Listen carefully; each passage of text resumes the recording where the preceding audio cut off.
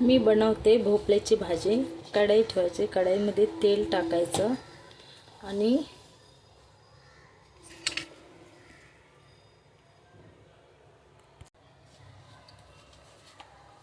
लसूण टाकायचे, हळद पावडर टाकायची, मिरची टाकायची,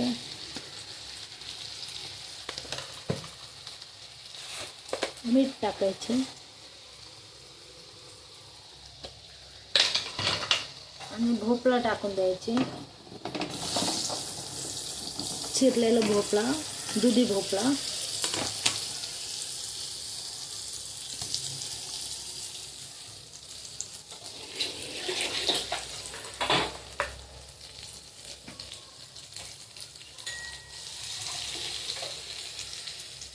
चांगलं परतायचे, त्याला तेलामध्ये परतून घ्यायचे। असं लालसर दिसायला पाहिजे, म्हणजे आमच्या साहेबांना आवडतं।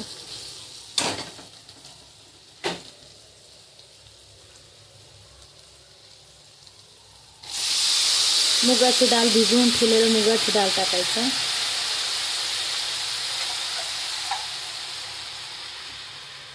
थोडं पाणी टाकायचं त्याच्यामध्ये शिजायला पाणी टाकायचे थोडे।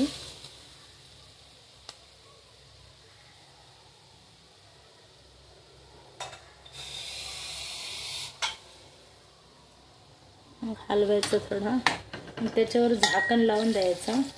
मग शिजल्यानंतर परत तुम्हाला दाखवणार आहे कसं होईल भाजी। एक नंबर होणार आहे भाजी।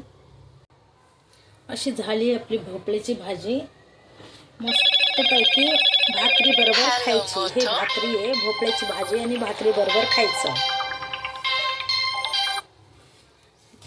भोपळ्याची भाजी आणि भाकरी सोबत मस्तपैकी खायची। एक नंबर भोपळ्याची भाजी, खाऊन बघा।